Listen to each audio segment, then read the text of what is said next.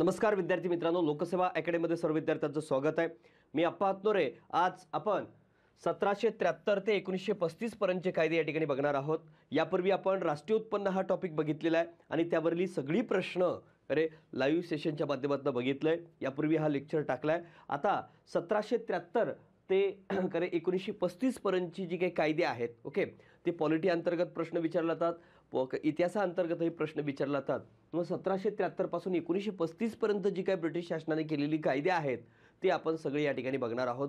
यावरला कुठलाच प्रश्न तुमचा हे काय बघितल्यानंतर चुकणार नाही, ओके। एकदम व्यवस्थित आपण घेणार आहोत। बघा, उगाच सगळं डिटेल काहीतरी घेत बसणार नाही। म्हणजे ज्याच्यावर प्रश्न येतात ते फोकस एक तुमच्या रिव्हिजन स्वरूपात तुमच्या या गोष्टी व्हावं या स्वरूपात हे घेणार आहे, ओके। तसं डिटेल आपण सगळं आपल्या बॅचमध्ये पण शिकवलेलं आहे, पण कारण तुम्ही नोट्समध्ये पण दिलेले आहे, आपल्या जे काय आपल्या पॉलिटी नोट्समध्ये आहे। पण एक लक्षात ठेवा, हे जे आपण बघणार आहोत याच्या आधारे तुम्हाला कुठलाही प्रश्न सुटेल तो कुठल्याही परीक्षेमध्ये येऊ, ओके। फक्त कमेंट्स जे आहेत म्हणजे जे मतं आहेत त्यावरली ते फक्त मी तुम्हाला सांगेल, तेवढे तुम्हाला ते लक्षात ठेवावे लागतील, ओके। चला बघूया 1773 ते 1935 पर्यंतची कायदे। मग या 1773 ते 1935 पर्यंतची जी कायदे आहेत त्यावर पहिलं फोकस कशावर करायला पाहिजे ते कळलं पाहिजे। म्हणजे 1773 ते 1935 सगळेच बघायचे का सर, त्याच लेवलला सगळे लक्षात ठेवायचे का? तर या जर कायद्यावर जर काही प्रश्न आले तर काही 99% नाही, सॉरी 95% प्रश्न जे आहे ते 1919 आणि 1935 वर विचारतात। म्हणजे याचा अर्थ काय रे, या दोन कायद्यावर सर्वाधिक प्रश्न असतात, लक्षात ठेवा। म्हणजे दोन कायदे अगदी डीप आणि व्यवस्थित करणं गरजेचं आहे, ओके। हे दोन कायदे अगदी व्यवस्थित डीप करणं गरजेचं आहे, हे लक्षात घ्या। मग बाकी कायदे करे त्यामधले तुम्हाला महत्त्वाच्या तरतुदी जरी माहिती असल्या तरी सफिशियंट आहे, खूप काही डिटेल बघण्याची गरज नाही। म्हणून तुम्हाला 1773 ते 1935 पर्यंतची जी कायदे आहेत त्या कायद्यामध्ये म्हणजे ईस्ट इंडिया कंपनी असतानाचे कायदे वेगळे आणि ईस्ट इंडिया कंपनीचं इतिश्री झाल्यानंतर म्हणजे 1858 पासून पुढची जी काय आहेत कंपनी राजवटीमधले कायदे आणि त्याच्या पुढची कायदे हे आपल्याला माहिती असणं गरजेचं आहे। पण जनरली लक्षात ठेवा, या दोन कायद्यावर अगदी डीप प्रश्न विचारतात। या दोघांचा डिफरन्सही माहिती असणं गरजेचं आहे की केंद्रामध्ये काय, प्रांतामध्ये काय, या सगळ्या गोष्टी, ओके।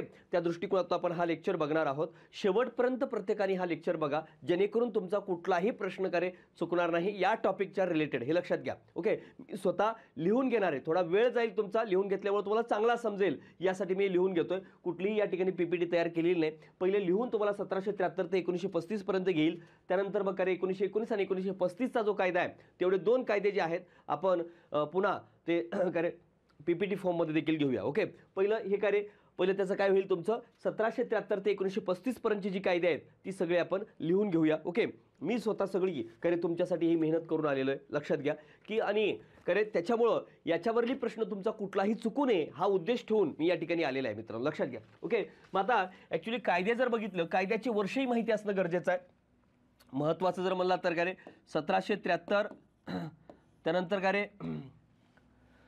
1781चा एवढा काही महत्त्वाचं नाही, पण 1784 लक्षात ठेवा। 1784, 1793, त्यानंतर 1813, 1813 नंतर 1833। आता या इथून 1893 पासून चार्टर ॲक्ट सुरू झाले, 20-20 वर्षाचे।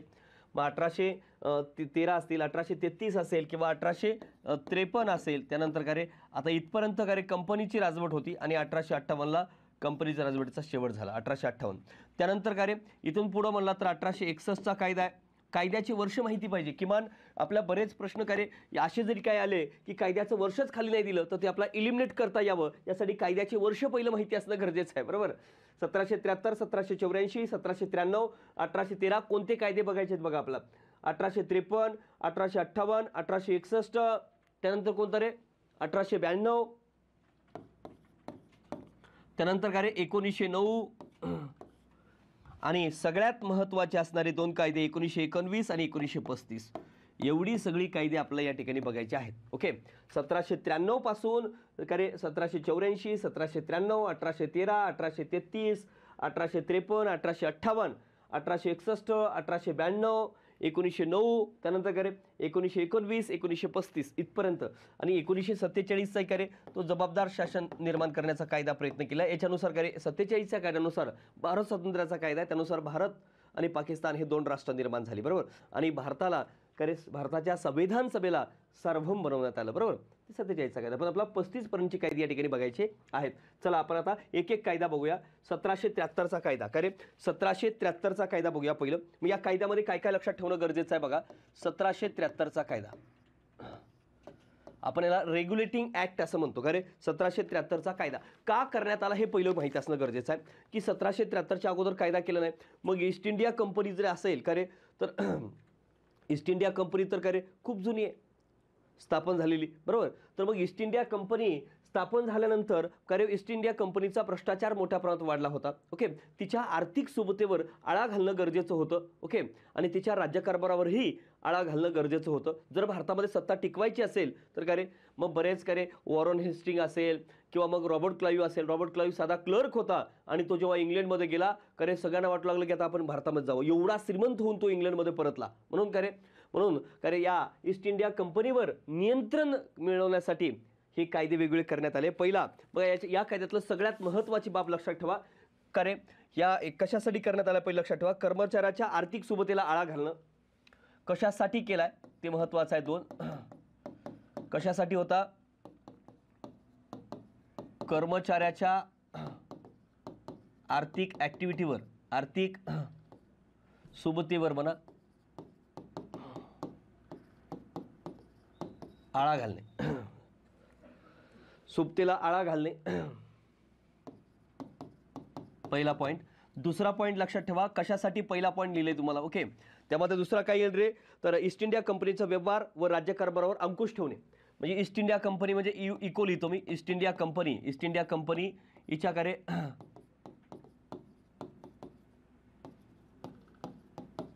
अंकुश ठेवणे म्हणजे नियंत्रण ठेवणे. यासाठी हे कुणी केले रे. ब्रिटिश पार्लमेंटने केले. कशासाठी. ईस्ट इंडिया कंपनीच्या कर्मचारी आहेत त्यांच्या आर्थिक सोबतीला आळा घालणं आणि राजकीय व्यवहारावर अंकुश ठेवणं यासाठी हा कायदा केलाय. आणि या कायद्यातले सगळ्यात महत्त्वाच्या तरतुदी काय आहेत रे. पहिली तरतूद लक्षात ठेवा. याच कायद्यानुसार पहिली तरतूद लक्षात ठेवा रे. हे तुम्ही असंही करू शकता. ओके. या कायद्याची पहिली तरतूद या कायद्यानुसार सुप्रीम कोर्टाची स्थापना झाली. सुप्रीम कोर्ट कुठं रे. सुप्रीम कोर्ट कोणत्या ठिकाणी स्थापन झालं. 1774 मध्ये कलकत्ता या ठिकाणी झालं. याच्यावर जास्त प्रश्न विचारतात. यामध्ये 3+1 करे जस्टिस होते. बाकी काही तुम्हाला लक्षात ठेवायची गरज नाही. सुप्रीम कोर्ट कुठं रे 1774 कलकत्ता या ठिकाणी स्थापन झालं. दुसरा पॉईंट यामध्ये लक्षात ठेवा. काय रे बाबा प्रामाणिक शासनात तत्व घालून दिलं आणि बंगालचा गव्हर्नर जनरल बनलाय. महत्वाचा आहे. बंगालचा गव्हर्नर हा काय बनला रे. बंगालचा गव्हर्नर. पूर्वी फक्त बंगालचा गव्हर्नर एवढा शब्द होता आणि नंतर आता काय केलं रे. या कायद्यानुसार बंगालच्या गव्हर्नरचं नाव काय केलं. बंगालचा गव्हर्नर जनरल असं केलं. गव्हर्नर जनरल असं केलं. आणि असा होणारा पहिला व्यक्ती कोण आहे रे. Warren Hasting. जनरली या कायद्यातली कोणती तरतूद विचारतात रे हे जास्त विचारतात. लक्षात ठेवा. आणि प्रामाणिक शासनाचं तत्व घालून दिलं. प्रामाणिक शासनाचे तत्व घालून दिलं. आणि याच याच्यानुसार काय रे बाबा 1765 ला जी काय दुहेरी शासन व्यवस्था लावण्यात आली. दुहेरी शासन व्यवस्था.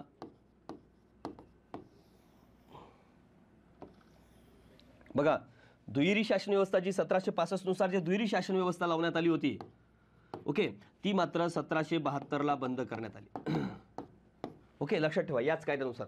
मग काय लक्षात ठेवा 1773चा रेग्युलेटिंग ऍक्ट नुसार कार्य कशासाठी केलाय. ईस्ट इंडिया कंपनीच्या कर्मचाऱ्यावर आर्थिक सुबत्तेला आळा घालण्यासाठी आणि राजकीय व्यवहारावर अंकुश ठेवण्यासाठी ईस्ट इंडिया कंपनीच्या. आणि ह्या 4च तरतूद लक्षात ठेवा. पहिली तरतूद खूप महत्त्वाची आहे. सुप्रीम कोर्टाची स्थापना 1774 ला कलकत्ता या ठिकाणी स्थापन झाली.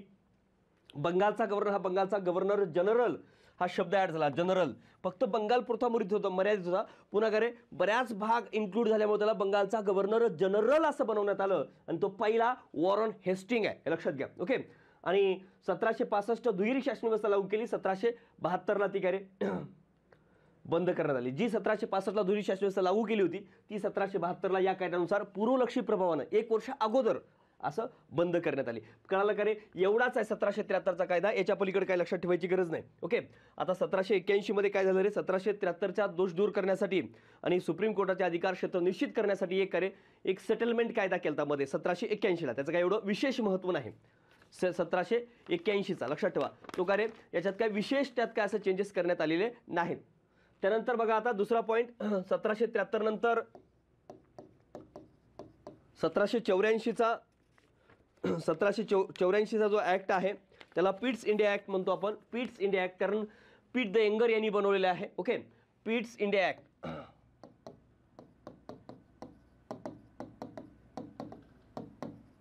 1784. मग काय लक्षात ठेवायचं याच्यामध्ये? काही नाही बघा, दोनच पॉईंट याच्यामध्ये लक्षात ठेवायचे आहेत. ओके, दोनच पॉईंट याच्यामध्ये लक्षात ठेवायचे आहेत. काय रे, पिट्स इंडिया ॲक्टमध्ये याच्यामध्ये काय दुहेरी शासन म्हणजे व्यापारी कार्य आणि राजकीय कार्यात भेद करण्यात आला.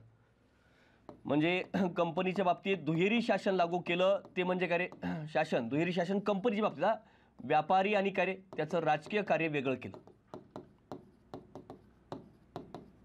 या दोन्हीमध्ये काय रे भेद केला. म्हणजे या दोन्हीमध्ये भेद केलाय, भेद म्हणा किंवा बदल म्हणा. ओके, व्यापारी राजकीय कार्य. पहिलं सगळ्यात महत्त्वाचं कार्य, पहिल्यांदाच कार्य या पिट्स इंडिया ॲक्टमध्ये पहिल्यांदाच काय केले, ब्रिटिश ताब्यातील प्रदेश असं भारतातील प्रदेशाचा उल्लेख केलाय. कार्य पहिल्यांदाच, फर्स्ट टाइम, पहिल्यांदाच ब्रिटिश ताब्यातील प्रदेश असा उल्लेख केलाय. ब्रिटिश ताब्यातील प्रदेश असा उल्लेख केलाय. आणि तिसरा पॉईंट, फक्त 3च पॉईंट यामध्ये लक्षात ठेवायचे आहेत, खूप काय आपल्याला लक्षात ठेवायची गरज नाही. बोर्ड ऑफ कंट्रोल निर्माण करण्यात आलं. कुठं रे, आता हे समजा का रे ब्रिटन आहे आणि ब्रिटनमध्ये त्यांचं ह्या त्यांचा राजा किंवा राणी, जसं आपल्याकडे राष्ट्रपती असतो, त्यांचं राजा आणि राणी, आणि ही त्यांची संसद, आणि संसदमध्ये काय असणार आहे, कार्यकारी मंडळ, कायदे मंडळ वगैरे वगैरे. ओके, मग त्यांच्या संसदेमधले हे 6 मेंबर जे आहेत, ओके, असे 6 मेंबर, त्यांचं बोर्ड ऑफ कंट्रोल निर्माण करण्यात आलं. म्हणजे बोर्ड ऑफ कंट्रोल 6 जणांचं निर्माण करण्यात आलं. लक्षात ठेवा, बोर्ड ऑफ कंट्रोल निर्माण करण्यात आलं. बोर्ड ऑफ कंट्रोलमध्ये 6 सदस्य जे आहेत ते कुठले घेण्यात आले, संसदेमधले त्यांच्या. ओके, 6 सदस्य घेण्यात आले बोर्ड ऑफ कंट्रोलमधले. लक्षात ठेवा, बोर्ड ऑफ कंट्रोलसाठी 6 सदस्य घेण्यात आले. बोर्ड ऑफ कंट्रोल निर्माण करण्यात आलं. लक्षात ठेवा, बोर्ड ऑफ कंट्रोल निर्माण कधी केले, 1784च्या कायद्यानुसार. ओके, त्यानंतर आता दुसरा कायदा लक्षात ठेवा, 1793चा कायदा. याच्यानंतर काय रे, 1793चा कायदा, याला चार्टर ॲक्ट म्हणतात. हे आता इथून पहिला काय रे चार्टर ॲक्ट होता, हा 1793चा पहिला चार्टर ॲक्ट आहे. आता या कायद्यानुसार जर म्हणलं आपण काय गोष्टी लक्षात ठेवणं गरजेचं आहे, इथं फक्त दोनच गोष्टी लक्षात ठेवणं गरजेचं आहे. बोर्ड ऑफ कंट्रोल, जे आता हे बोर्ड ऑफ कंट्रोल निर्माण केलं होतं, यांचा जो पगार आहे, पगार या बोर्ड ऑफ कंट्रोलचा, म्हणजे कोणाचा, बोर्ड ऑफ कंट्रोलचा पगार आता भारतीय महसुलातून देण्यास सुरुवात झाली.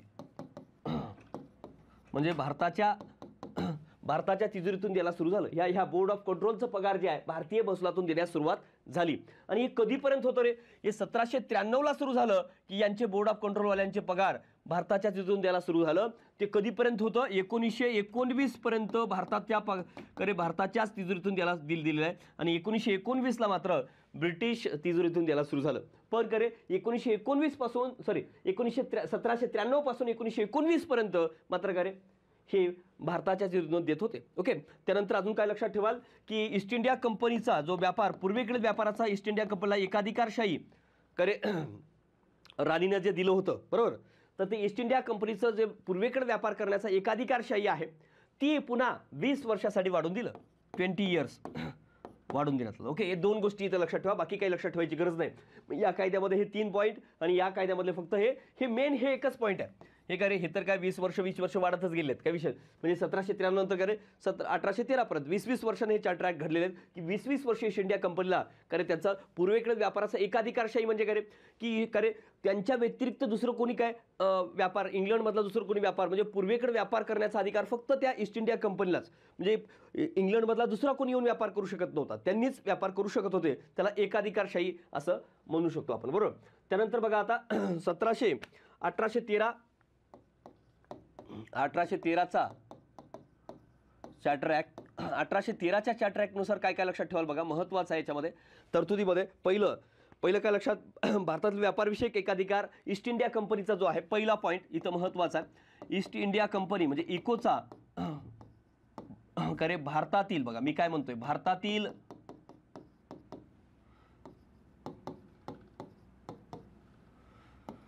व्यापारी मक्तेदारी संपुष्टात आली. म्हणजे आता भारतामध्ये काय रे कोणी येऊन व्यापार करू शकत होता, फक्त ईस्ट इंडिया कंपनी नाही, म्हणजे काय रे इंग्लंडमधला कोणी येऊन भारतामध्ये व्यापार करू शकत होता. फक्त अपवाद काय राहिलं रे आता, अपवाद म्हणजे फक्त चहाचा व काय रे आणि चीनशी व्यापार जो आहे तो मात्र एकाधिकार फक्त अजूनही काय रे ईस्ट इंडिया कंपनीला राहिला होता. पण भारतातील व्यापारी मक्तेदार मात्र संपुष्टात आला. असं विचारतील की अरे भारतामध्ये फ्री ट्रेड भारतामधला तो कधी सुरू झाला, 1813ला. दुसरा बदल बघा सगळ्यात महत्त्वाचं, दुसऱ्यामध्ये मिशनरी कार्य, मिशनऱ्यांना मिशनरी कार्य करण्यास मुभा दिली. म्हणजे काय रे पूर्वी काय होतं बघा, लक्षात ठेवा की भारतात येऊन ख्रिश्चन धर्माचा प्रसार करण्यासाठी कोणालाही मुभा नव्हती. लक्षात ठेवा इंग्लंडमधली लोक येऊन भारतात करे मिशनरी कार्य करण्यासाठी परमिशन नव्हतं. पण आता कुठलाही करे जो ब्रिटिश आहे किंवा इंग्लंडमधले लोक आहेत ते करे युरोपमधले ते येऊन करे भारतामध्ये मिशनरी कार्य करण्यासाठी त्यांना परमिशन दिले. पण दुसरं कार्य महत्त्वाचं आहे, मिशनरी कार्याला सुरुवात झाली. मिशनरी कार्य करण्याची मुभा दिली, म्हणजे ख्रिश्चन धर्माचा प्रसार करण्याची मुभा सगळ्यांना देऊन टाकली. तिसरा महत्त्वाचा याच्यामध्ये काय, एज्युकेशनसाठी म्हणजे शिक्षणासाठी 1,00,000 रुपयाची तरतूद केली.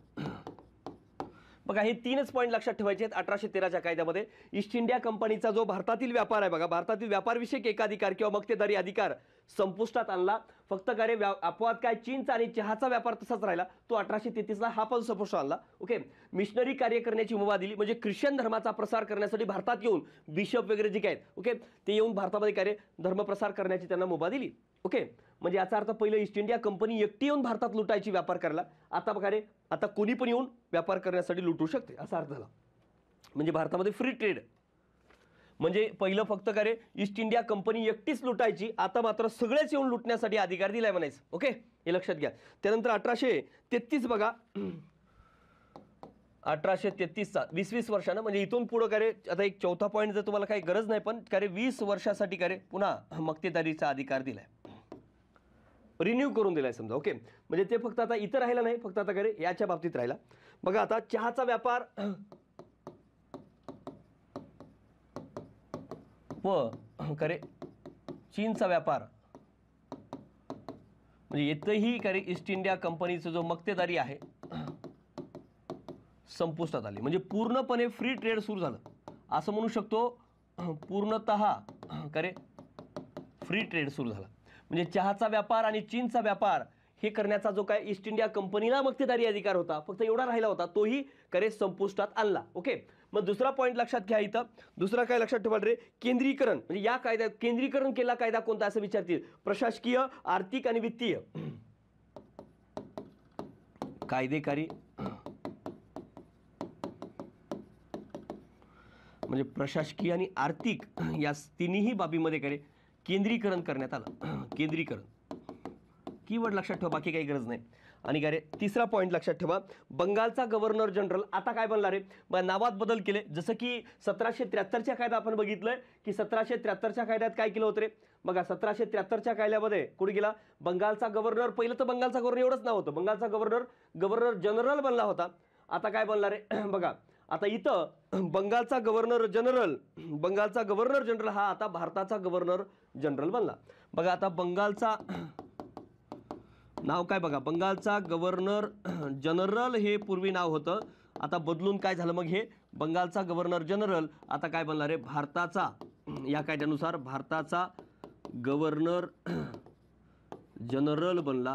आणि असा पहिला कोण आहे रे, बेंटिंग आहे. ओके, लक्षात ठेवा, पहिला फर्स्ट.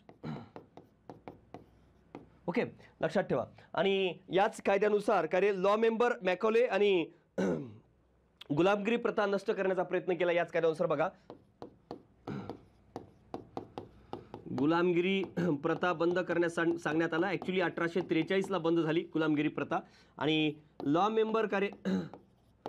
मेंबर म्हणून लॉर्ड मेकॉले यांना करण्यात आलं. लॉर्ड मेकॉले विचारतील की लॉ मेंबर म्हणून कोणाची नियुक्ती केली. बघा काय काय लक्षात ठेवाल, 1833च्या कायद्यानुसार चहाचा व्यापार आणि चीनशी व्यापार ईस्ट इंडिया कंपनीचे मक्तेदार अधिकार संपुष्टात आणलं. कायदेकारी, प्रशासकीय, आर्थिक या तिन्ही क्षेत्रामध्ये केंद्रीकरण करण्यात आलं या कायद्यानुसार. म्हणजे केंद्रीकरणाचा कायदा कोणता असं विचारतील. आणि बंगालचा गव्हर्नर जनरल हा भारताचा गव्हर्नर जनरल बनलाय, तो बेंटिंग होता. आणि गुलामगिरीची प्रथा नष्ट करण्यात आली आणि लॉ मेंबर करे म्हणून लॉर्ड मेकॉले यांनी नियुक्त करण्यात आली. आणि याच कायद्यामध्ये जे एज्युकेशनसाठी इथं 1 लाख रुपये होतं, इथं मात्र काय केलं रे 30 लाख रुपये करण्यात आलं. लक्षात घ्या. ओके. त्यानंतर बघा आता 1833 नंतर 1800 महत्वाचा आहे 1853 आणि 1858. बघूया आपण 1853चा कायदा. हा पण करे चार्टर ऍक्टच होता. चार्टर ऍक्ट 1853 हा सगळ्यात महत्वाचा कशासाठी होता रे, फेमस कशासाठी होता, नागरी सेवामध्ये व निवडीसाठी. जे सिव्हिल सर्व्हिसेस आहेत, नागरी सेवा व करे म्हणजे निवडीसाठी सगळ्यात महत्वाचं करे स्पर्धा परीक्षाचे तत्व लागू केले. म्हणजे याचा अर्थ ज्या परीक्षा होत होत्या ICS वगैरे परीक्षा, त्यासाठी नागरी सेवा निवडीसाठी स्पर्धा परीक्षेचं तत्व लागू केलं. म्हणजे स्पर्धा परीक्षा कधी लागू केल्या मग, नागरी सेवेसाठी स्पर्धा परीक्षा, तो 1853च्या कायद्यामध्ये. लक्षात ठेवा. आणि 1853लाच बंगालला स्वतंत्र लेफ्टनंट गव्हर्नर नियुक्त केला. याच कायद्यानुसार बंगालसाठी स्वतंत्र लेफ्टनंट गव्हर्नर नियुक्त केला. ओके. कधी 1853ला. म्हणूनच काय रे, तर कुठलंही एक्स्ट्रा चार्ज नसणारा, विदाऊट एनी चार्ज भारताचा पहिला गव्हर्नर जनरल कोण, डलहौसी. चार्ज नसणारा. आणि भारताचा गव्हर्नर जनरल स्वतः म्हणला तर काय रे, तर तो बेंटिंग. लक्षात ठेवा. तर लक्षात हे दोनच गोष्टी लक्षात ठेवा. इथं काय सगळ्यात महत्त्वाचं काय 1853 म्हणलं काय लक्षात आली पाहिजे, स्पर्धा परीक्षा आठवली पाहिजे. करे स्पर्धा परीक्षा ह्याच्यासाठी कोणती समिती होती 1854ची, करे सॉरी 1853ची लॉर्ड मेकॉले समिती होती. 1854 सॉरी 1854च बरोबर आहे. लॉर्ड मेकॉले समिती स्थापन केली होती यासाठीच. ओके. लॉर्ड मेकॉले समिती. आता महत्वाचा कायदा आहे ज्याला आपण काय म्हणतो रे, कुठला कायदा, सुशासनाचा कायदा, act of better government, Bharat सरकार कायदा 1858.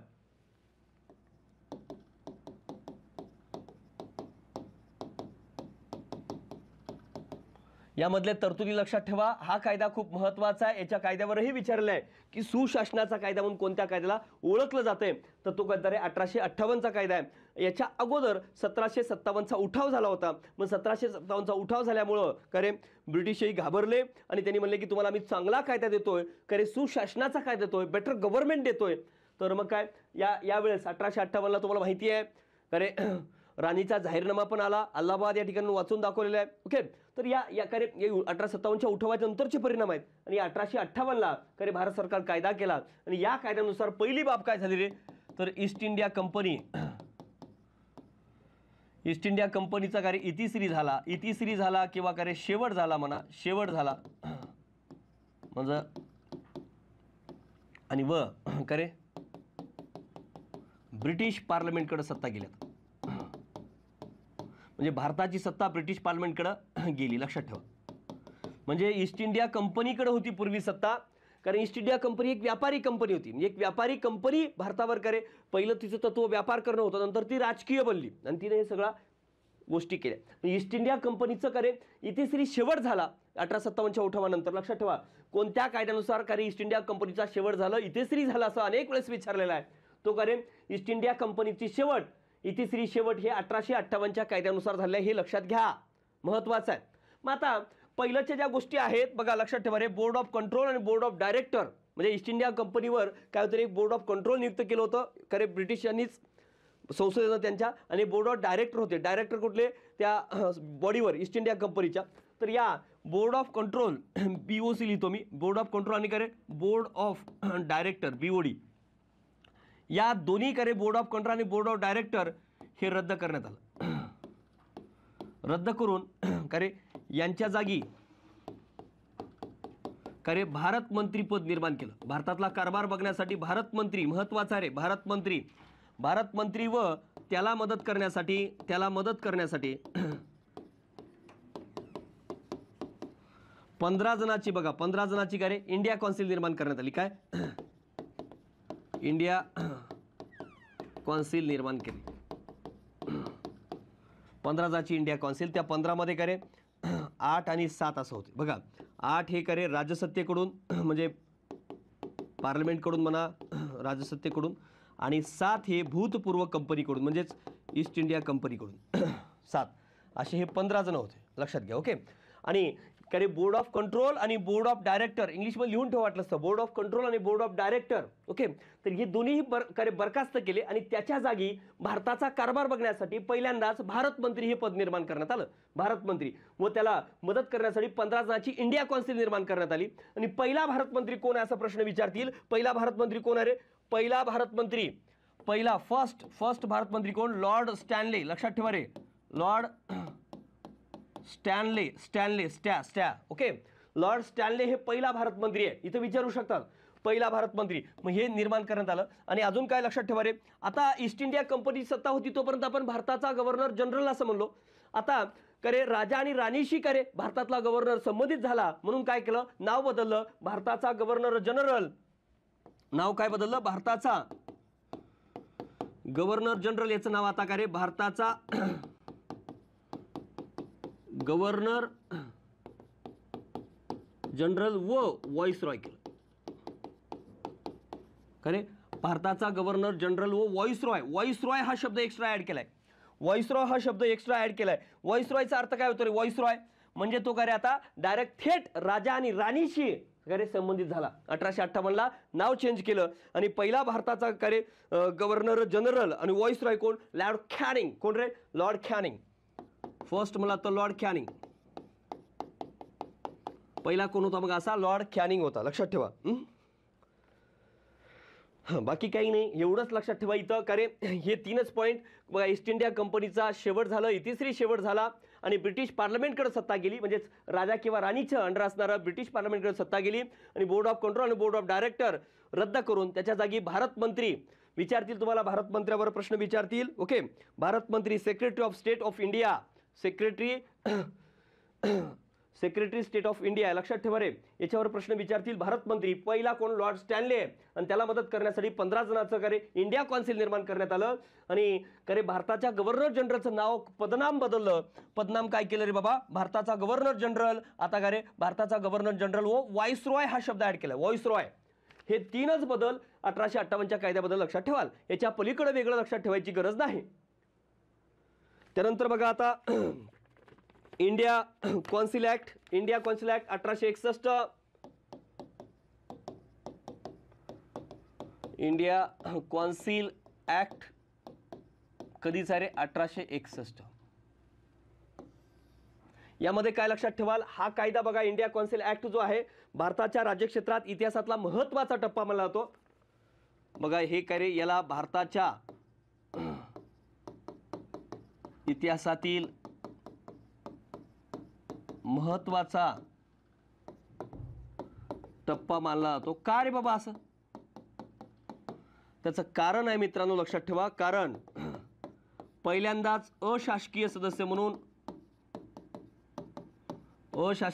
म्हणून का होईना भारतीयांना घेण्यात आलं.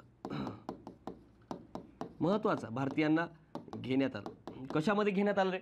बघा, अशासकीय सदस्य म्हणून का होईना भारतामध्ये भारतीयांना घेण्यात आलं. कशामध्ये घेण्यात आलं?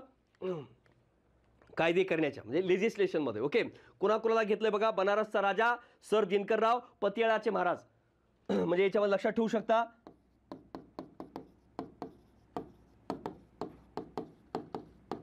त्यानंतर काय रे? बनारसचा राजा sir Dinkarrao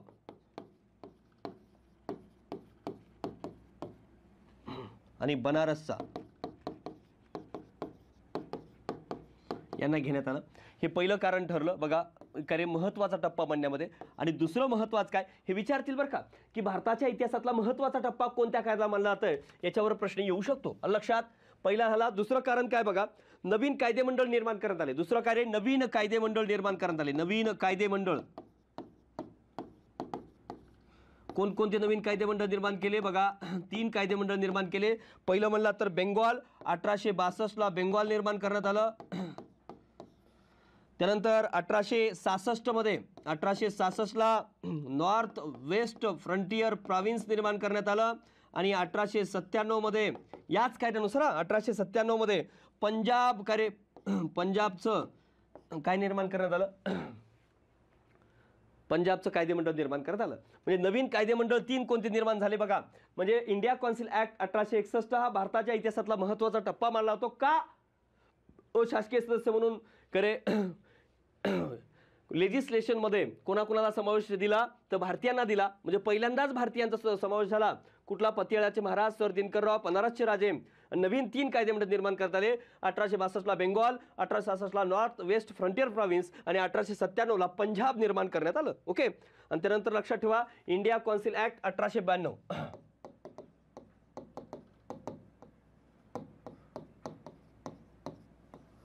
India council act 1892 बघा. इंडिया कौन्सिल ऍक्ट 1861 बघितलंय. 1892 मध्ये बघा 1892 का रे याच्यामध्ये काय केलं बघा. निवडणूक शब्द वापरला नाही पण का रे तशी तरतूद केली. महत्वाचं आहे. निवडणूक तत्व म्हणा. ओके. आणि निवडणूक आयोग वगैरे म्हणला तर मग 1909चा कायदा वगैरे. पण निवडणूक तत्व पण अप्रत्यक्ष उल्लेख. ऍक्च्युली शब्द नाही वापरला पण का रे अप्रत्यक्ष म्हणा. अप्रत्यक्ष तरतूद. आणि अर्थसंकल्पावर चर्चा करण्याचा अधिकार दिला. अर्थसंकल्पावर चर्चा करण्याचा अधिकार मिळाला. आणि तिसरा बदल म्हणला तर का रे तर लेजिस्लेटिव्ह कौन्सिलमध्ये बघा. लेजिस्लेटिव्ह कौन्सिल एलसी म्हणजे काय रे लेजिस्लेटिव्ह कौन्सिल. तर या लेजिस्लेटिव्ह कौन्सिलमध्ये पूर्वी 6 ते 12 सदस्य होते. त्या जागेवरून का रे किती वाढवले मग 10 ते 16 वाढवले. किती रे 10 ते 16 ह्याच्यावर विचारतात बरं का. लक्षात ठेवा हे किती वाढवले 10 ते 16 असे वाढवले. एवढंच लक्षात ठेवा. 3च पॉईंट. का रे इंडिया कौन्सिल ऍक्ट 1892 हा खरं तर का रे कुणाचं यश आहे? मवाळांचं यश आहे. ओके. मवाळांनी हा कायदा करावा लावला. इंडिया कौन्सिल ऍक्ट 1892 निवडणूक तत्व अप्रत्यक्ष तरतूद अर्थसंकल्पावर चर्चा करण्याचा अधिकार मिळाला. आणि लेजिस्लेटिव्ह कौन्सिलमध्ये 6 ते 12 वरून करे 10 ते 16 असे मेंबर्स वाढवण्यात आले. ॲडिशनल मेंबर्स किती रे 10 ते 16 पर्यंत वाढवण्यात आले. त्यानंतर बघा आता मोर्ले मिंटो सुधारणा कायदा. मोर्ले मिंटो सुधारणा कायदा. मोर्ले मिंटो सुधारणा कायदा.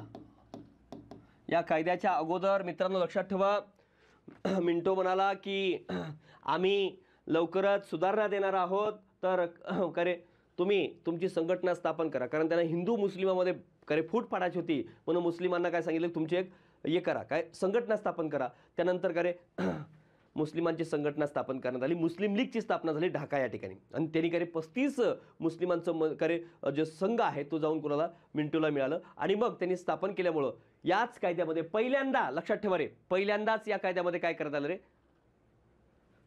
मुस्लिमांसाठी स्वतंत्र मतदारसंघ देण्यात आलं. लक्षात ठेवा सांप्रदायिक आधारावर पहिल्यांदाच मतदारसंघ देण्यात आलं. मग सांप्रदायिक मतदारसंघाचा जनक म्हणून करे मिंटोला ओळखला ते महत्वाचं ते आहे. बघा या कायद्यामध्ये काय काय लक्षात ठेवाल बघा. पहिलं अरुंडेल समितीनं हा कायदा केला. लक्षात ठेवा कुणी कायदा केलाय? अरुंडेल समितीनं बनवलंय हा अरुंडेल. लक्षात ठेवा. त्यानंतर आता याच्यामध्ये काय तरतुदी आहेत पहिला बघा तरतूद लक्षात ठेवा. प्रथमच या कायद्याने मुस्लिमांसाठी स्वतंत्र मतदारसंघ दिले.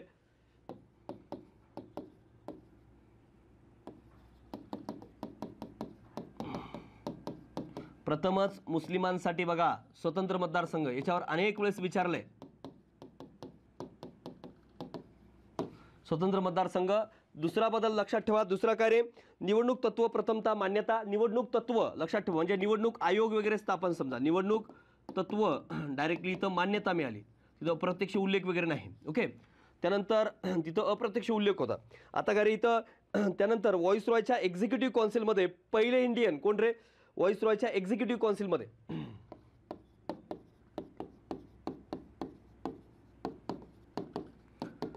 कार्यकारी मंडळ म्हणा किंवा एक्झिक्युटिव्ह काउन्सिल कार्य व्हॉइसरॉयच्या कार्यकारी मंडळात कार्य पहिले सदस्य कोण रे पहिले भारतीय म्हणा पहिले भारतीय कोण रे सत्येंद्र प्रसाद सिन्हा. सत्येंद्र प्रसाद सिन्हा यांचा हे करण्यात आला. लक्षात ठेवा रे बाबा. ओके. व्हाईसरॉयच्या कार्यकारी मंडळात पहिले भारतीय सत्येंद्र प्रसाद सिन्हा यांची नियुक्ती करण्यात आली, पहिल्यांदाच, लक्षात ठेवा. आणि त्यानंतर लक्षात ठेवा मित्रांनो, कार्य अजून विचारू शकतात, केंद्रीय कायदे मंडळाची सदस्य संख्या किती वाढवली असं विचारू शकतात.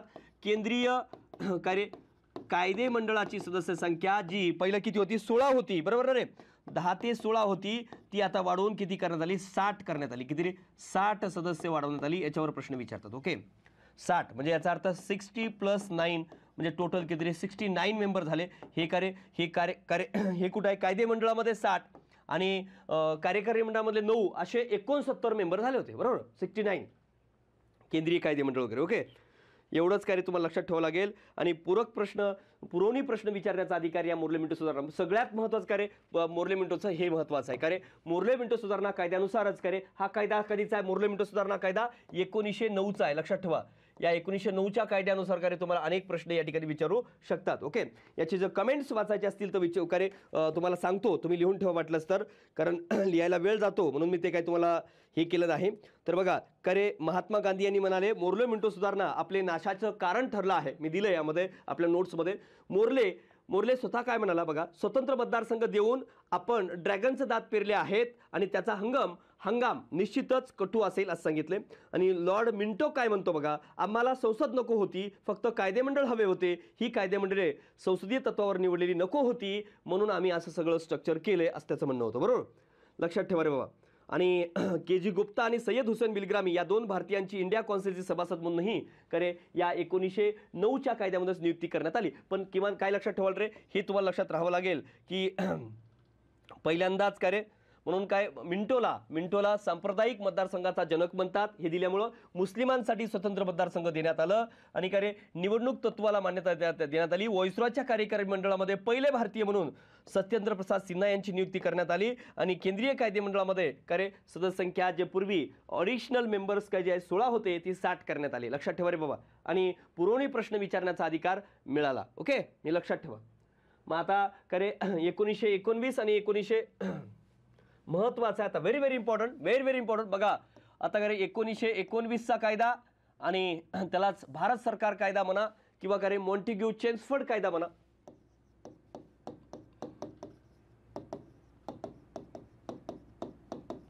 इथंही लक्षात घ्या रे बाबा, हा मोर्ले जो आहे तो भारत मंत्री होता. इथं तुम्हाला फरक नाही तर कळणार नाही, भारत मंत्री होता. आणि हा जो होता तो काय रे, व्हाईसरॉय होता, गव्हर्नर जनरल आणि व्हाईसरॉय होता. ओके, सेम तसंच मॉन्टेग्यू चेम्सफोर्ड कायदा 1919, त्यालाच भारत सरकार कायदा आहे असे म्हणतात. ओके, 1919चा कायदा. मग 1919च्या कायद्यामध्ये काय काय तरतुदी होत्या आपण बघूया. 1919चा कायदा महत्त्वाचा आहे. 1919चा कायदा जो आहे असा पहिला कायदा आहे 1773 पासून 1935 पर्यंत. या कायद्यामध्ये काय केलं रे बाबा, या कायद्यामध्ये बघा 1793 पासून 1935 पर्यंतचा कायदा असा पहिला आहे की ज्या कायद्यामध्ये प्रस्तावना देण्यात आलेली आहे. ओके, प्रस्तावना देण्यात आलेली हे पहिला कायदा आहे. कोणता, 1919चा कायदा. मग तुम्हाला असे अनेक प्रश्न विचारू शकतात 1919च्या कायद्यावर. बघा आपण महत्त्वाचे जे काय ते पहिलं बघूया. तर 1919च्या कायद्यानुसार काय रे, पहिल्यांदा काय रे, हाय कमिशनर नियुक्त करण्यात आलं. पहिले हे लक्षात ठेवा रे, हाय कमिशनर कोणत्या कायद्यानुसार नियुक्त केलं. पहिलं हाय कमिशनर, त्यालाच उच्चायुक्त म्हणतो आपण,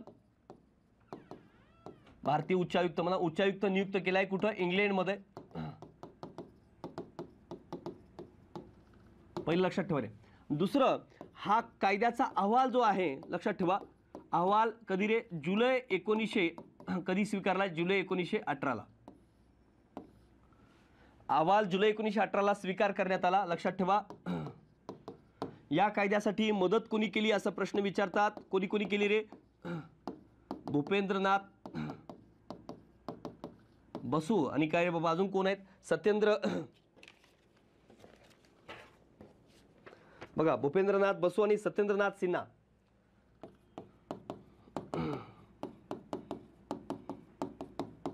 हे लक्षात ठेवा. आणि हे महत्वाचे आहे. त्यानंतर अजून काय विचारतील रे बाबा, तर ह्या कायद्यानं इंग्लंडमधले हाय कमिशनर सांगितले तुम्हाला जुलै 18 बरोबर आहे. त्यानंतर बघा 1793 नुसार, म्हणजे 1793 पासून या तरतुदी जर म्हणलात, महत्वाच्या तरतुदी ज्या आहेत बघा, तरतुदी बघा जे करे, आता तरतुदी जर म्हणलात महत्वाच्या या कायद्यानुसारच्या तरतुदी, पहिली तरतूद आहे बघा 1793 पासून जी काय रे बोर्ड ऑफ कंट्रोल आणि बोर्ड ऑफ डायरेक्टर राहिलं नाही, म्हणजे राहिले का रे भारत मंत्री आहेत त्याची इंडिया कौन्सिल, म्हणजे भारत मंत्री म्हणजे त्याच का रे बोर्ड ऑफ कंट्रोल आणि बोर्ड ऑफ डायरेक्टर जागीच ते आलेत ना, भारत मंत्री व त्याची इंडिया कौन्सिल जे आहे त्यांचे पगार आता मात्र का रे आता इंग्लंडच्या तिजोरीतून द्यायला सुरू झालं करे. इंग्लंड कधी 1793 पासून कुठून द्यायचे, भारताच्या तिजोरीतून द्यायचे. मग आता मात्र काय झालं रे, आता इंग्लंडच्या तिजोरीतून द्यायला सुरू झालं यांचं पगार. ओके, पहिली बदल. आणि दुसरा बदल काय रे बाबा, दुसरा बदल हा आहे आता कायदे मंडळ वगैरे म्हणला तर शेषाधिकार जे उर्वरित अधिकार म्हणतो आपण ते शेषाधिकार वगैरे करे, शेषाधिकार केंद्राकडे देण्यात आले. 35च्या कायद्यामध्ये कोणाला होते रे, 35च्या कायद्यात शेषाधिकार कोणाकडे होते विचारू शकतात, गव्हर्नर जनरल आणि व्हॉइसरॉयला होते. बघा लक्षात ठेवा रे, sorry viceroy. Okay, governor general आणि व्हॉइसरॉयला होते 35च्या कायद्यात, पण इथं काय रे केंद्राकडे काय उर्वरित अधिकार होते. लक्षात ठेवा रे बाबा. म्हणजे मॉन्टेग्यू चेम्सफोर्ड कायदा जो आहे त्यामध्ये 1919चा कायदा आहे. हाय कमिशनर याच कायद्यानुसार नियुक्त केले. याच्यावर अनेक वेळेस प्रश्न विचारलाय, हे माहीतच पाहिजे कोणत्या कायद्यानुसार हाय कमिशनर, 35चा कायदा. उच्चायुक्त इंग्लंडमध्ये, त्यानंतर अहवाल जुलै 18 मध्ये स्वीकार करण्यात आला आणि मदत भूपेंद्रनाथ बसू किंवा सत्येंद्रनाथ सिन्हा करे यांनी मदत केली या कायद्याला. आणि या कायद्यामध्ये बघा असंही प्रश्न विचारतील, या कायद्यामध्ये तुम्हाला विचारतील अस्पृश्याचे प्रतिनिधी कोण होते, अस्पृश्याचे प्रतिनिधी कोण होते असं विचारतील की या कायद्यामध्ये कोणते अस्पृश्याचे प्रतिनिधी होते असाही प्रश्न तुम्हाला विचारतील. तर काय या कायद्यामध्ये कोण होते, कालीचरण नंदा गवळी आणि गणेश गवई.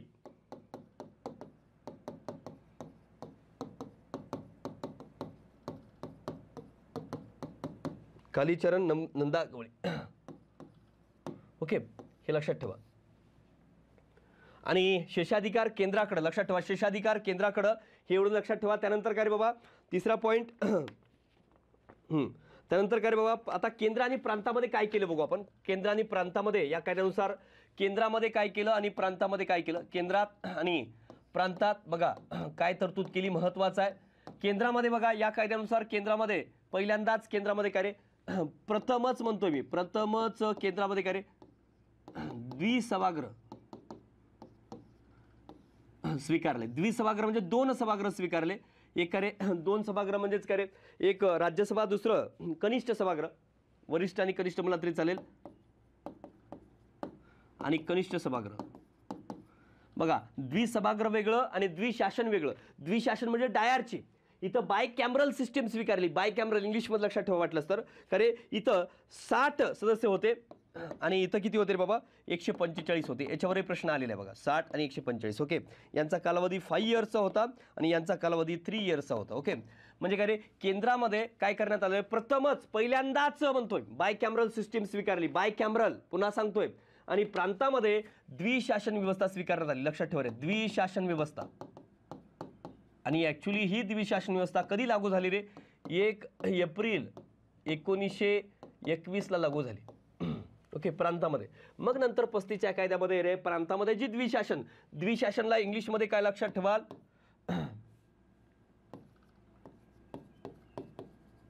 डायरची म्हणून लक्षात ठेवा. ओके, तेवढं लक्षात ठेवा रे बाबा, तुम्हाला ते लक्षात ठेवणं गरजेचं आहे. आणि स्वतंत्र मतदारसंघ शीख, पुन्हा भारतीय ख्रिश्चन वगैरे, अँग्लो इंडियन वगैरे. आणि लीग कमिशननुसार लोकसेवा आयोग नियुक्त करण्यात आलं आणि 1919च्या कायद्याची चौकशीसाठी मुडीमन समिती नियुक्त करण्यात आली. बघा हा महत्त्वाचा बदल आहे मित्रांनो. तर का रे हा तुम्हाला कुठला आहे, तिसरा बघा, 3 काय लई जास्त नाहीत बघा याच्यामध्ये. ओके, चौथा का रे या कायद्याची 1919च्या कायद्याची या कायद्यामध्ये तरतूद होती की दर 10 वर्षानं काय केलं जाईल, एक आयोग स्थापन केला जाईल. ओके, तर त्यानुसार मग काय रे सायमन कमिशन नियुक्त केलं 10 वर्षाच्या, म्हणजे 2 वर्ष अगोदरच सायमन कमिशन कधी स्थापन झालं, 1927 ला स्थापन झालं. त्या सायमन कमिशनमध्ये 7च्या 7 काय सदस्य हे कोण होते, ब्रिटिश होते. म्हणून काय रे त्याला विरोध केला, कुणी काँग्रेसनं विरोध केला. म्हणून 7च्या 7 सदस्य असल्यामुळे काँग्रेसनं विरोध केल्यामुळं त्यावेळेसचा भारत मंत्री बर्कनेड होता, त्याने म्हणला की बाबा अरे तुम्ही सगळं काय करताय, 7 सदस्य आहेत म्हणून विरोध करताय, मग एक काम करा तुम्ही तुमची संविधान स्वतःच तयार करून दाखवा. म्हणून काय रे मग 1928 मध्ये काय रे आपण स्वतःची काय तयार करून दाखवले की भारतीयांनी भारतीयांसाठी तयार केलेलं संविधान म्हणजेच काय नेहरू रिपोर्ट आहे 1928ला स्थापन केलं होतं, बरोबर. आणि 1919च्या कायद्यामधलं कार्य चौकशी करण्यासाठी मुडीमन समिती विचारू शकतात. चौकशीसाठी कोणतीच कार्य नियुक्त केलं होतं तर मुडीमन समिती. मग काय काय लक्षात ठेवाल 1919च्या कायद्यामध्ये मॉन्टेग्यू चेम्सफोर्ड कायदा असं म्हणतात. मॉन्टेग्यू हा कार्य भारत मंत्री होता, चेम्सफोर्ड हा व्हाईसरॉय होता 1919च्या कायद्यात. यामध्ये अस्पृश्याचे प्रतिनिधी गणेश गवई आणि कालीचरण नंदागवळी होते. या कायद्यामध्ये हाय कमिशनर किंवा उच्चायुक्त नियुक्त करण्यात आलं.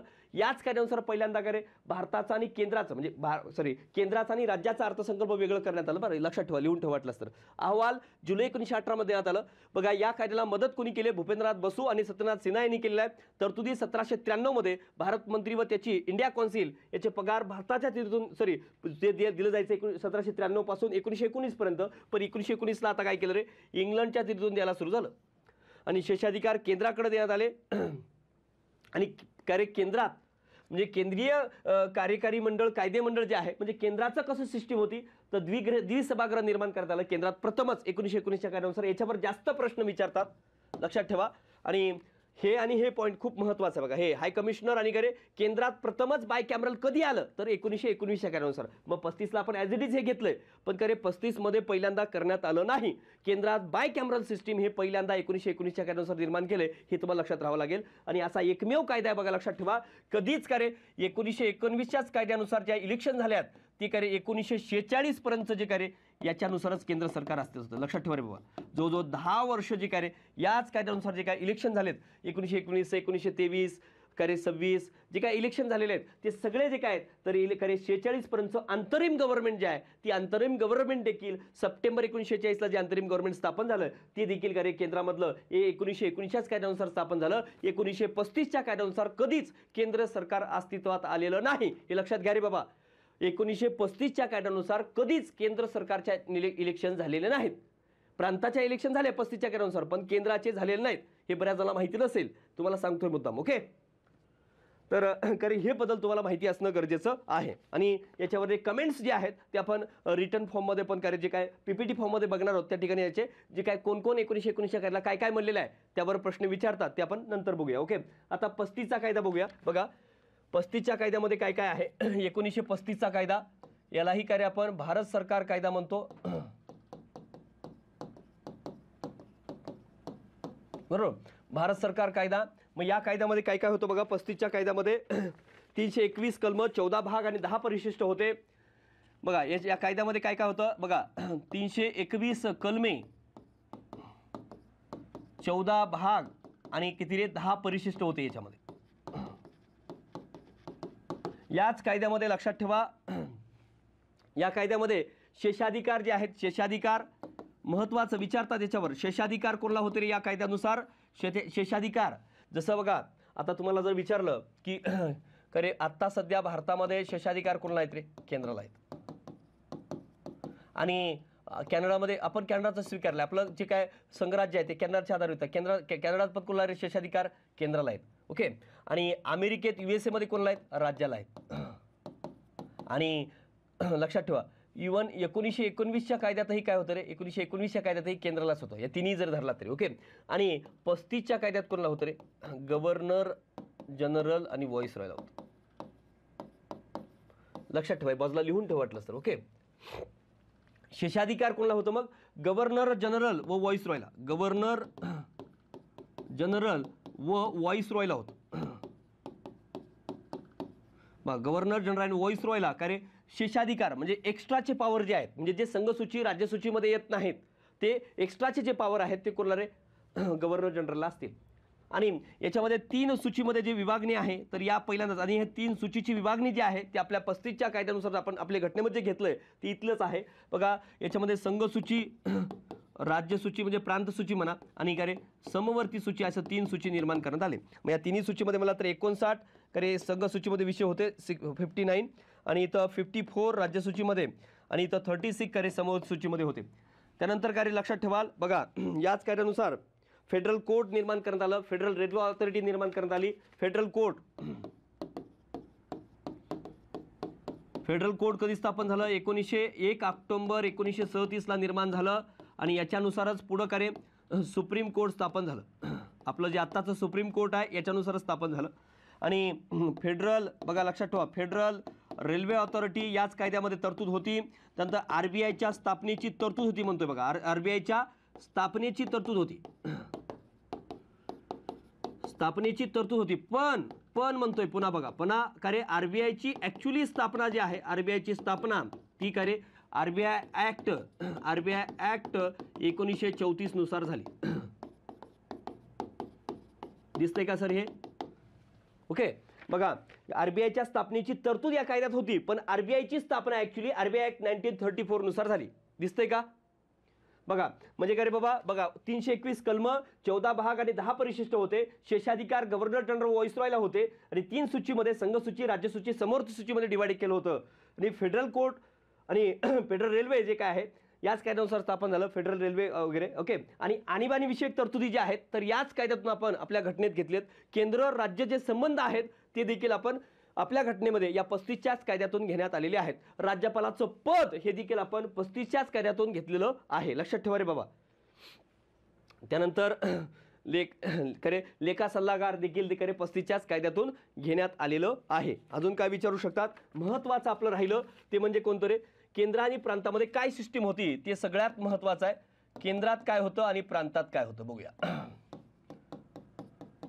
केंद्रात आणि प्रांतात बघा, सगळ्यात महत्त्वाचं काय रे, केंद्रामध्ये इथं काय होतं, केंद्रामध्ये काय करण्यात आले, पहिल्यांदाच डायरची लागू केली. डायरची म्हणजे काय रे? डायरची म्हणजे राखीव आणि सोपीव खाती. सोपीव खाती पहिल्यांदाच केंद्रामध्ये डायरची लागू केली, लक्षात ठेवा. त्यानंतर केंद्रामध्ये काय रे, केंद्रात द्विशासनही लागू केलं. सॉरी द्विशासन हे आहे, डायरची म्हणजे मराठीत तुम्ही तर लक्षात ठेवा द्विशासन. आणि इथं द्विसभागृह करण्यात आलं. द्विसभागृह, 2 सभागृह काय रे, हे पहिल्यांदाच केले का नाही, हे 1919च्या कायद्यात जे होतं तेच ॲज इट इज घेण्यात आलं. ओके, ॲज इट इज घेण्यात आलं. कुठलं? द्विसभागृह. प्रांतात काय केलं रे, प्रांतात 1919च्या कायद्यात प्रांतात काय होतं, प्रांतात डायरची होती ती काढून टाकण्यात आली. इथं काय केलं रे, प्रांतात प्रांतिक स्वायत्ता लागू केली.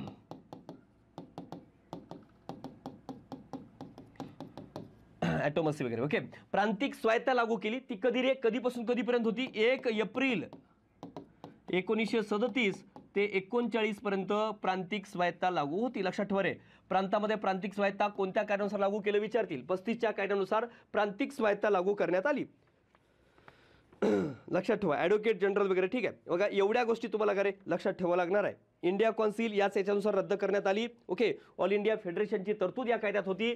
तुम्ही बाकी लक्षात ठेवायचं का रे, ऑल इंडिया फेडरेशन या कायद्यामध्ये ऑल इंडिया फेडरेशनची तरतूद होती. पण का रे, ऑल इंडिया फेडरेशन होतं पण ॲक्च्युली ऑल इंडिया फेडरेशन अस्तित्वात आलंच नाही का, केंद्र सरकार अस्तित्वात आलं नाही म्हणून. ओके, आणि काय रे अजून काय, इंडिया कौन्सिल जे आहे ते भारत मंत्री आणि त्याचं जे काय इंडिया कौन्सिल होती ती मात्र काय रे बरखास्त करण्यात आली. ओके, लक्षात ठेवा, म्हणजे लक्षात ठेवा रे, इंडिया कौन्सिल जे आहे, इंडिया कौन्सिल मात्र रद्द करण्यात आली, हे लक्षात ठेवा रे बाबा, रद्द करण्यात आली, हे महत्त्वाचं आहे. म्हणजे बघा का रे, केंद्रातलं कोणतीच गोष्टी इथं अस्तित्वात आल्या नाहीत. केंद्रातल्या बघा रे, केंद्रातल्या कोणत्याच गोष्टी या ठिकाणी अस्तित्वात आल्या नाहीत. मग 321 कलम, 14 भाग आणि 10 परिशिष्ट होते. 35चा कायदा खूप महत्त्वाचा आहे. शेषाधिकार गव्हर्नर जनरल व व्हॉइसरॉयकडे होत्या. 3 सूची होते मध्ये, यामध्ये संघ सूची, राज्य सूची, समर्थ सूची. फेडरल कोर्टची स्थापना याच कायद्यानुसार स्थापन करण्यात आली. फेडरल रेल्वे ऑथॉरिटीची तरतूद होती. RBIच्या स्थापनेची तरतूद होती, पण RBIची स्थापना ॲक्च्युली RBI ॲक्ट 1934 नुसार झालेली आहे. आणि केंद्रात बघा द्विशासन म्हणजे डायरची लागू करण्यात आली. आणि केंद्रात द्विसभागृह जसं 1919ला होतं तेच ॲज इट इज ठेवण्यात आलं. पण पहिल्यांदाच काय रे, द्विसभागृह 1935 मध्ये निर्माण केलेलं नाही, ते 1919लाच निर्माण करण्यात आलं होतं. ओके, आणि प्रांतामध्ये जी 1919ला काय होतं रे, डायरची होती त्या जागी काय रे इथं प्रांतिक स्वायत्ता करण्यात आली, लक्षात. आणि ऑल इंडिया फेडरेशनची तरतूद 1919च्याच कायद्यात होती. आणि इंडिया कौन्सिल जे काय आहे ते रद्द देखील या 35च्याच कायद्यात करण्यात आली. जर तुम्हाला थोडक्यात जर काय रे फरक 35चा कायदा आणि काय रे 1919 आणि 1935 मधलं बघायचं असेल तर काय रे बघा, इथं केंद्रात काय केलं रे बाबा सांगा. केंद्रात पहिल्यांदाच इथं काय केलंय, केंद्रात काय केलं रे, द्विसभागृह केलं. प्रांतात खरे केंद्रात द्विसभागृह केले आणि प्रांतात काय केलं रे, द्विशासन केले. द्विशासन म्हणजेच डायरची. ओके, मग इथं काय केलं रे बाबा सांगा, इथं केंद्रामध्ये केंद्रात काय केलं इथं केंद्रामध्ये 35च्या कायद्यानुसार ॲक्च्युली हे तर तसंच ठेवलं, इथं काही नव्हतं समजा. ओके, कारण इथं पुन्हा काय केलं, इथं द्विशासन लागू केलं.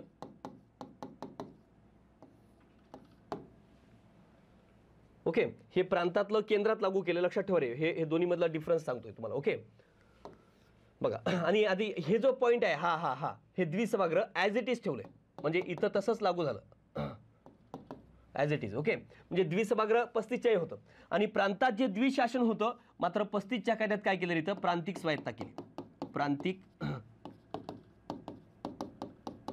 ओके, म्हणजे हा पहिला बदल झाला, हा दुसरा झाला लक्षात ठेवा, आणि तिसरा बदल लक्षात ठेवा मित्रांनो, इथं जे काही शेषाधिकार होते, शेषाधिकार इथं केंद्राला होते, इथं मात्र कोणाला होते रे शेषाधिकार, लक्षात ठेवा. शेषाधिकार कोणाला, गव्हर्नर जनरल व व्हॉइसरॉयला. आणि चौथा बदल म्हणलात तर या कायद्यानुसार काय रे, या कायद्यानुसार बघा चौथा बदल, या कायद्यानुसार हाय कमिशनर नियुक्त करण्यात आलं, लक्षात ठेवा, हाय कमिशनर नियुक्त केलं. आणि इथं म्हणलात का रे हाय कमिशनर नियुक्त करण्यात आलेलं काय त्याला तसंच ठेवलंय कंटिन्यू, लक्षात ठेवा. पण हाय कमिशनर पहिल्यांदा कुठे नियुक्त केले, इथं काही लक्षात नका ठेवू, फक्त इथं लक्षात ठेवा हाय कमिशनर इथं पहिल्यांदा नियुक्त केले, एवढं लक्षात ठेवा. हे तुम्हाला बदल जर लक्षात राहिले तर काय रे काय तुम्हाला इझिली प्रश्न सुटतो, लक्षात घ्या. ओके, पण आता याच्या अगोदर आपण आता तुम्हाला लिहून सगळं करे 1793 पासून सॉरी 1773 पासून 1935 पर्यंतचे सगळे कायदे आपण बघितलेले आहेत. ओके, आता आपण रिटर्न फॉर्म मध्ये बघूया, जे काय पीपीटी फॉर्म मध्ये.